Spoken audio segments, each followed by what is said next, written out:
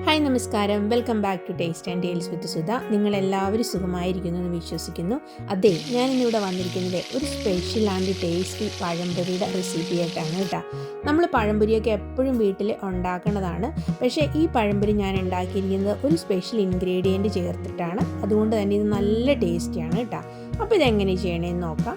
അതിന് വേണ്ടിയിട്ട് ഞാനിവിടെ 3 നല്ല പഴുത്ത പഴമാണ് എടുത്തിരിക്കുന്നത്. ആ തൊലിയൊക്കെ കറുത്ത ഒരു പഴമായതുകൊണ്ട് ഇത് നല്ല പഴുത്ത പഴമാണ്.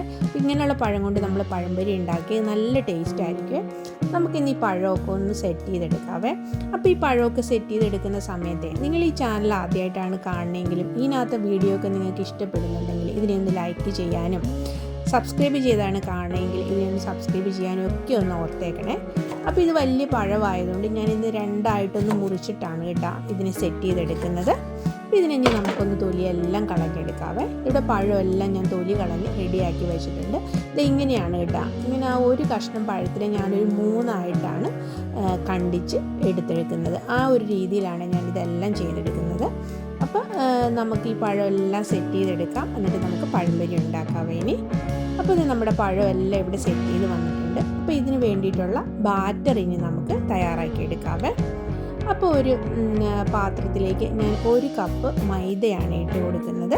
ആ 1 കപ്പ് മൈദയുടെ കൂട്ടത്തിൽ ഞാൻ ഒരു ടീസ്പൂണ് കറുത്ത എള്ള് ചേർത്ത് കൊടുക്കുന്നുണ്ട്. പിന്നെയാണെന്നുണ്ടെങ്കിൽ ഒരു 3 ടേബിൾ സ്പൂൺ അളവിൽ ഷുഗർ ചേർത്ത് കൊടുക്കുന്നുണ്ട്. പിന്നെയാണെന്നുണ്ടെങ്കിൽ ഒരു 1/4 ടീസ്പൂൺ അളവിൽ മഞ്ഞൾപ്പൊടി ചേർത്ത് കൊടുക്കുന്നുണ്ട്. പിന്നെ ഞാൻ ചേർത്തിരിക്കുന്നത് ചുക്കുപൊടിയാണ് കേട്ടോ. ഒരു 1/4 ടീസ്പൂൺ ചുക്കുപൊടി ചേർത്ത് കൊടുത്തിട്ടുണ്ട്. പിന്നെ ഇത് നമ്മുടെ ഏലക്കാപ്പൊടിയാണ്, അത് ഒരു 1/2 ടീസ്പൂൺ ചേർത്ത് കൊടുത്തിട്ടുണ്ട്. ഇനി ഇതിനകത്ത് ചേർക്കുന്നത് ഒരു 1/4 കപ്പ് അളവിൽ കോൺഫ്ലെക്സ് പൊടിച്ചതാണ് കേട്ടോ.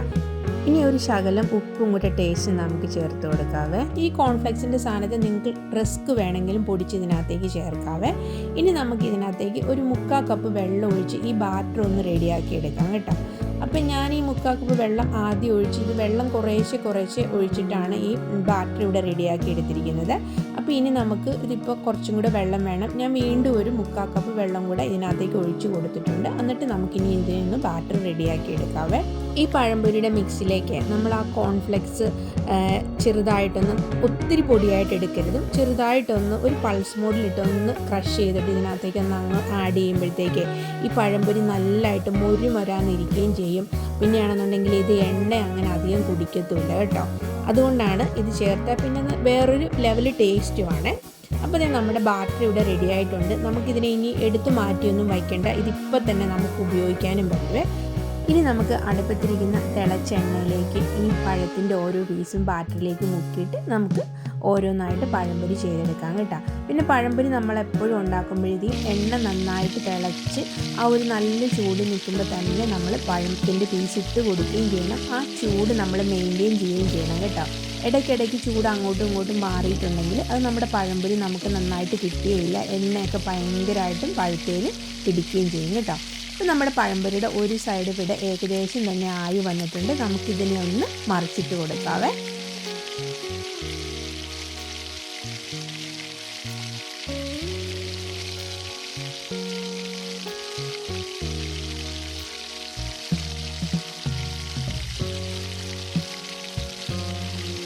അപ്പോൾ ഇപ്പോൾ നമ്മുടെ പഴംപൊരിയുടെ 2 വശം നന്നായിട്ട് ഫ്രൈ ചെയ്ത് വന്നിട്ടുണ്ട്.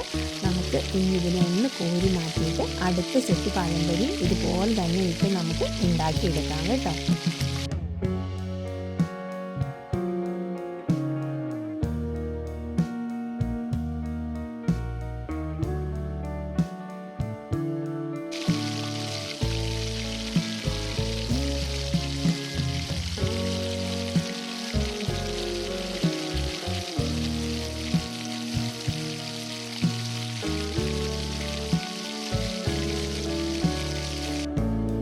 അപ്പം നമ്മുടെ പഴംപൊരി എല്ലാം ഇവിടെ നല്ല സെറ്റായി വന്നിട്ടുണ്ട് കേട്ടോ.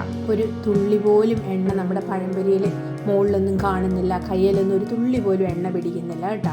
അപ്പോൾ ഇവിടെ നല്ല ടേസ്റ്റി ആയിട്ടുള്ള പഴംപൊരി ഇവിടെ എല്ലാം റെഡി ആയിട്ടുണ്ട്. അപ്പോൾ ഇത് നിങ്ങളെല്ലാവരും ഒന്ന് ട്രൈ ചെയ്ത് നോക്കണം കേട്ടോ. അപ്പോൾ വീഡിയോ മുഴുവനായിട്ട് കണ്ടൊന്ന് സപ്പോർട്ട് ചെയ്യുകയും ചെയ്യണം കേട്ടോ. പുതിയൊരു വീഡിയോ ആയിട്ട് വരുന്നവരെ എല്ലാവർക്കും നല്ല ദിവസം ആശംസിച്ചുകൊണ്ട് താങ്ക് യു ഫോർ വാച്ചിങ്.